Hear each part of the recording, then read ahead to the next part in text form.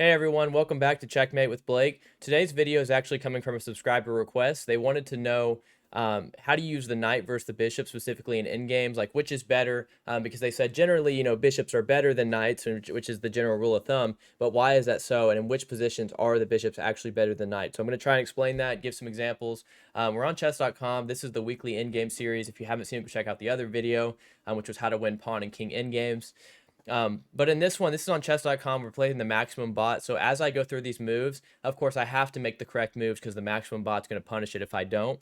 If you guys like this content, feel free to subscribe. It really helps the channel grow a lot. It doesn't take a lot of time, but again, it really helps me, and it kind of shows me what content you guys do like. So if you like the end games, subscribe on one of those videos. And if you want to see specific content, whether it be something like this, the knight versus bishop, or other things, or openings, again, leave those below, and I'll go ahead and make some videos on that.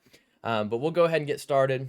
So this is the first lesson I want to show. So this is about dominating the knight is what this is about. So the bishop is generally better in open positions. As you can tell, this is an open position, right? Because the bishop can see very far. So for example, if you were to count the squares that the bishop controls, you'd say 1, 2, 3, 4, 5, 6, 7, 8, 9 squares is what the bishop controls. Of course, if you were to put it more in the center, obviously it would control much more. So bishops you generally want to see the most squares. You want them in these open long files or diagonals. And the knight, notice it's on the rim, so what does it control? 1, 2, 3, 4 squares. So obviously in this position, our bishop is doing much better than their knight. So if you were to play like a random move, they would gladly trade off their knight for your bishop because your bishop is just so much better in this specific position. So in this position, go ahead and pause the video, try and figure it out yourself because that's how you're going to learn the best, I think. But what is the move that white plays to try and dominate the knight? That's the hint. So the move is actually bishop c4, because notice now this knight actually cannot go anywhere. Every square is actually cut off by by this bishop. Actually, the bishop controls every square of the knight. It's completely dominating the knight. Of course, if we could win this knight, we're going to win the game because we're going to use our bishop to win some of these pawns. And if you're up a minor piece, at the very worst, if you play it horribly, you could always try and trade off your bishop for a pawn. So I mean, in this position, it's actually pretty simple to win. So the move you have play here now is you actually bring this king closer to this knight, because again, the knight still can't move. And once you get here, notice the knight is just completely lost, and you'll just pick up this game. If you guys want, I can try and show how to convert this game, but it won't be that difficult considering the fact that we have this extra bishop. So if you want to see it, if you're not happy with it, just let me know in the comments. I'll make more videos, more like in-depth with it.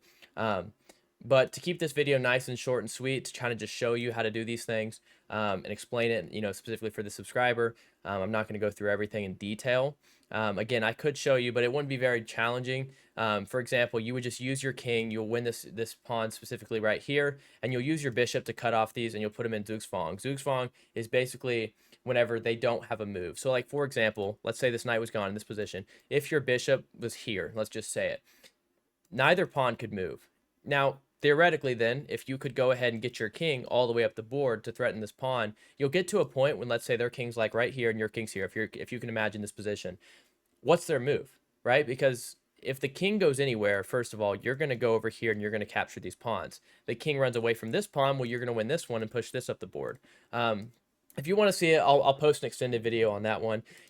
So here's the second position, and this is a situation where the knight is actually better than the bishop. So again, you may say, well, Blake, didn't you just say that the bishop is generally better than the knight? Not in close positions. The bishop is better than the knight in open positions, where the bishop has a lot of breathing room and sees a lot of open squares. In this position, actually, it's very closed, right? So the knight does a very good job at jumping in. For example, like if it could get to here, this bishop can't even touch it, right? So a closed position, these knights are going to jump around in the position and attack the weaknesses. So what's the move in this spot? Right, so if you don't know the move, pause the video, try to find it. But if you don't know it, go ahead and go watch my first weekly endgame series, the 5 pawn and king endgame. So I think that'll be more helpful. But what I see when I look at this position is actually that this pawn is undefended, right? So if we could get our king here, we're activating our king and we're trying to attack this pawn. So the first move is simply get king h4, going to attack this pawn. Now notice it's still undefended, so it's very simple. We play this move king g5. Now they have to bring their bishop back, and it's playing a very defensive role.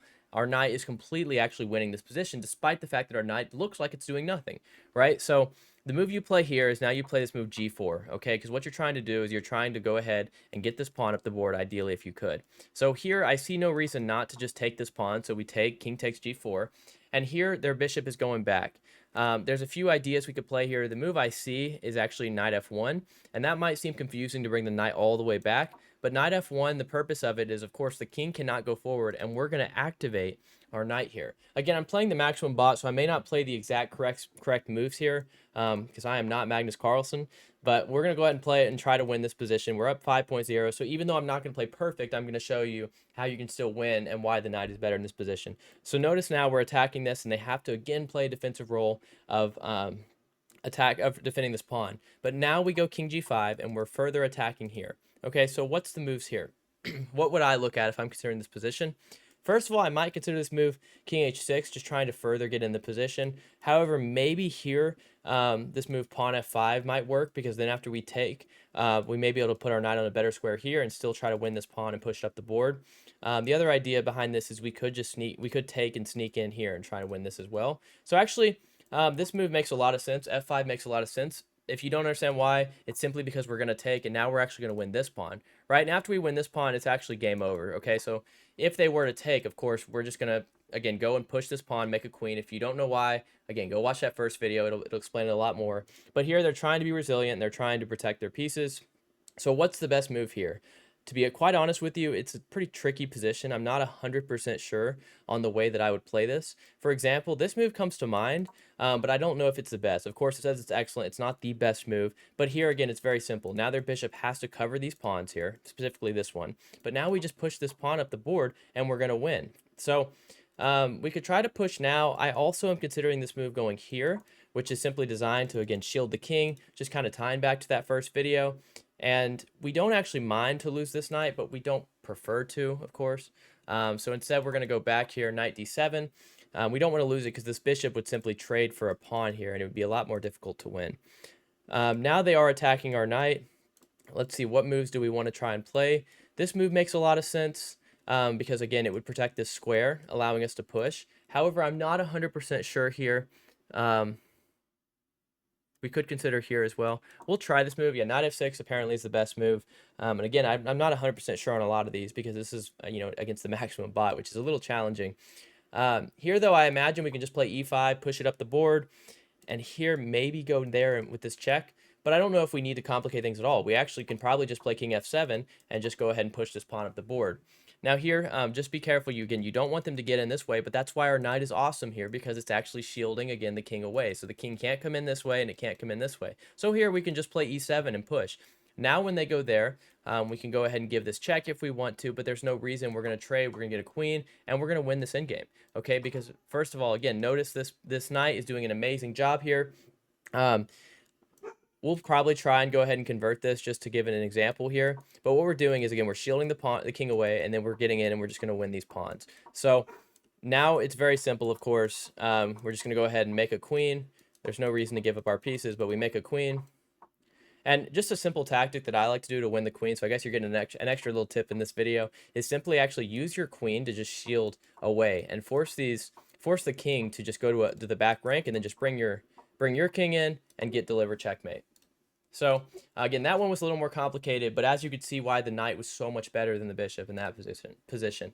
Here, it's actually more simple. It says it's the 5th most difficult. I'm skipping these two just for the sake of the video to save some time. So I think these first 3 are actually the most helpful. And again, this one's the most difficult. So I'm going to try and explain this. So what I see here, first of all, is that this pawn might be able to promote. But if we go too quick, we're going to lose our knight. So instead, you play this move, knight f6, attack the bishop, and then you bring the king forward to try and push the pawn. They have to sacrifice the bishop because what else do they play here, right? So if they try to go here, we're probably just going to give them some kind of series of checks here and maybe bring our knight here, and we're just going to completely shield this pawn, and we're going to promote it anyway. So there's really no threats that we have they have, so they have to get rid of the bishop. And after we take here, it's very simple. Just play the move g6, go forward. We can give up the knight here. There's really no reason not to. So we'll just make a queen. And again, I'll try to show this just real quick and just convert this one. There's a simple tactic. Again, it says queen d1 is a missed win, but I'm just trying to show you all for the sake of the video a simple tactic where you just get in front of these pawns. And then like right here, just put your queen here, okay? Because I can literally just dance around and it won't matter, right? Because they can't do anything. But instead, we're not going to do that. We're going to, of course, win this game here. Just get our queen, get our king in, capture this, and again, show you that kind of simple tactic um, where you're just kind of shielding the king away. So like we're just making them waste moves, taking space here. Now notice after this move, they have to go to the back rank. And then we just bring our king up and we deliver checkmate. So I hope you guys found this video pretty instructive. I'm realizing now that I covered both the second and fifth position, but not the first. But I hope I explained it well. So of course, after this move where you win the knight, you could pretty much just put the bishop here, and you're gonna win this game, right? You're gonna just waste a move at some point. If you want to see the specific one, the first one, since I didn't cover it, just let me know. I'll post a video on it too. Again, my goal is to promote content that you guys want to see. So if you want to see more in-game videos or openings, just let me know in the comments. If you found this video enjoyable, go ahead and subscribe for me. It really helps a lot. And I have a lot of opening videos I posted recently. So if you enjoy positional play, I have a Queen's Gambit video I just now posted with positional play with attacking chances. But if you prefer dynamic attacking play, I also have a Ready Gambit video. But again, I have a lot of content I made recently, so go check it out. I hope you guys enjoyed this video. Thank you for watching.